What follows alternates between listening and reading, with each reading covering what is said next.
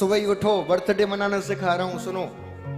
ब्रह्म मुहूर्त में उठो 4 बजे 5 बजे। हाँ, हमारे भारतीय परंपरा में दिन सूर्य उदय के बाद बदलता है। रात के 12 बजे कोई दिन नहीं बदलता।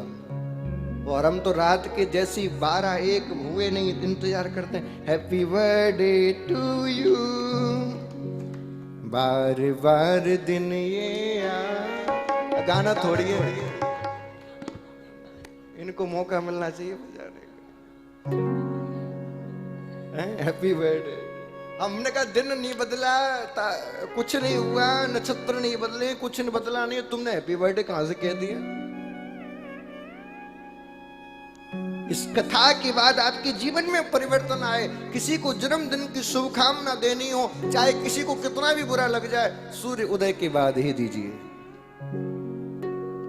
सूर्य उदय के बाद दीजिए। ये छोटी छोटी बातें सनातन की पद्धतियां हैं, जिनको आप जीवन में अपनाओगे तभी तो सनातनी बन पाओगे। अच्छा एक बात बताओ, कोई व्यक्ति सनातनी या कोई हिंदू, कोई मुसलमान या कोई ईसाई किन चीजों से बनता है? शकल से, खून से, जन्म से, उसकी परंपराओं से, है ना? परंपराओं से ही तो कहा जाता है ना कि जो टोपी लगाए, मुंह छटा दे, दाढ़ी रख ले, वो मुसलमान। जो अल्लाह की इबादत करे, जो महाराज चर्च में जाए, उनकी सब रीतियों को अपनाए, वो ईसाई। लेकिन ये सब अपनी अपनी रीति परंपराओं को अपना रहे हैं, बस हमारी सिक्का खोटे हैं। सनातनी हिंदू है ना हम, तो हमारी परंपरा क्या है जन्मदिन मनाने की? महाराज किसी ने बताया ही नहीं, ना माँ बाप बताते, ना परिवार वाले बताते। बस ज्यादा होगा तो केक ले आएंगे और काट कटवा देंगे, वो भी चाहे टेंशन खत्म हो। ऐसे नहीं, सनातनी परंपरा से मनाओ, खर्चा करो। क्या खर्चा होगा महाराज? मैं बताता हूं। सुबह ही ब्रह्म मुहूर्त में उठो और करके देखना, तुम्हें अपार आनंद ना मिले तो बताना। ब्रह्म मुहूर्त में उठो, स्नान इत्यादि करो। स्नान करने के बाद सबसे पहले काम, सबसे पहला काम क्या? अपने माता पिता को प्रणाम करो। सबसे पहला काम। क्यों?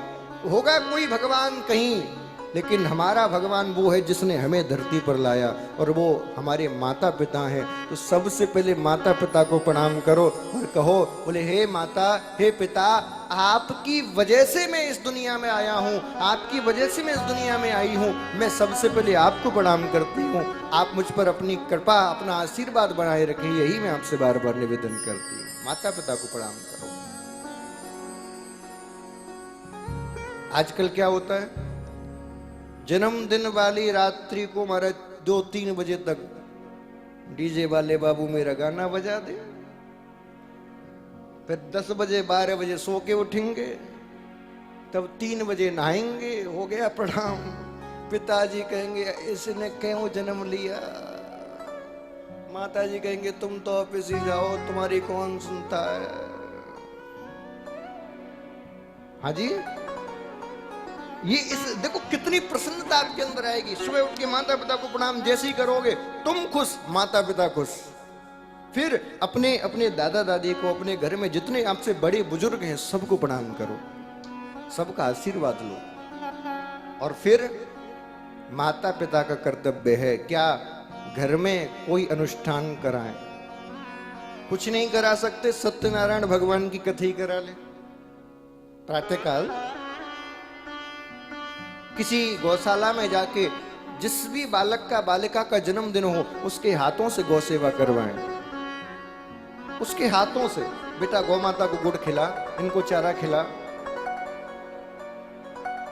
घर में जो वस्त्र इत्यादि कई सालों से बंद पड़े हैं बक्साओं में, उनको निकालो और अपने जन्मदिन के दिन अपने बेटे के हाथ में कहो, लो गरीबों को इन वस्त्र दान करो, अन्नदान करो। उसको देने की आदत डालो, क्योंकि जब तक तुम नहीं सिखाओगे वो सीखेगा कैसे? कौन आएगा उसको सिखाने? हम तो साल में 2 साल में एक बार आएंगे, वो बुलाओगे तब आएंगे। लेकिन मेरे एक दिन के कहने से वो काम तब चलेगा जब तुम उसको मान के अपने जीवन में अपनाओगे।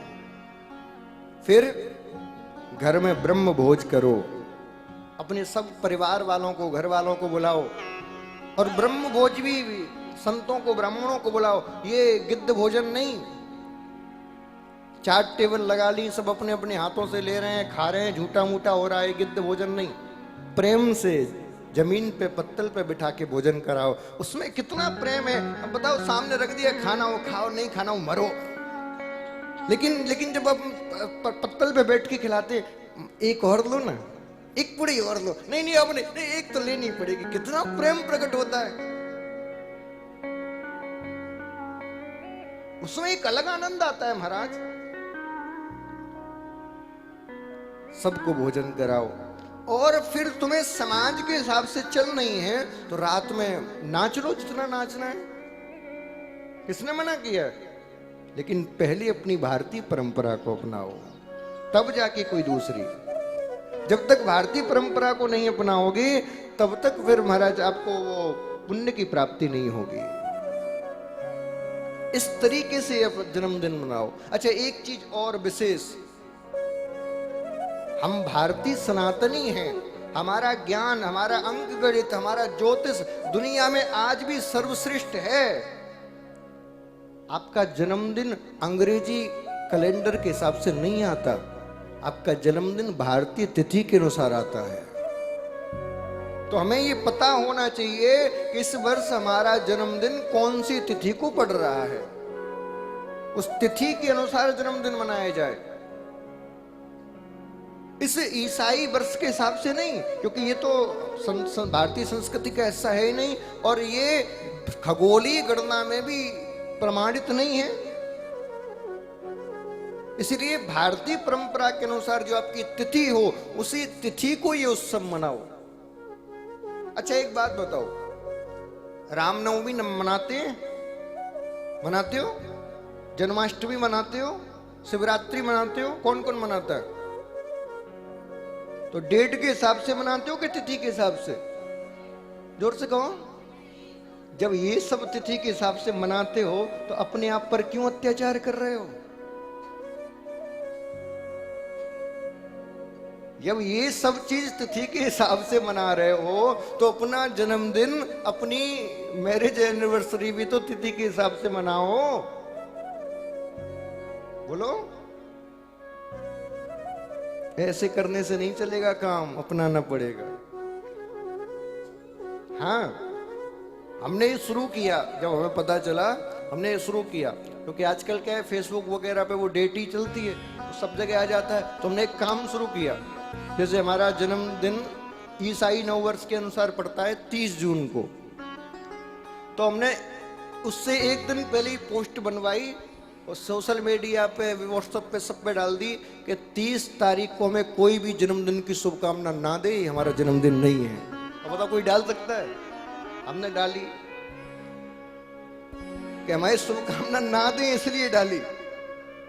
हमारा जन्मदिन उस तिथि को आता है, उस तिथि को आप शुभकामना दे सकते हैं। आपको पहल खुद करनी पड़ेगी, तब आप सनातन के अनुयायी बन पाओगे। कृष्ण की कथाओं से हमें यही सीखना है।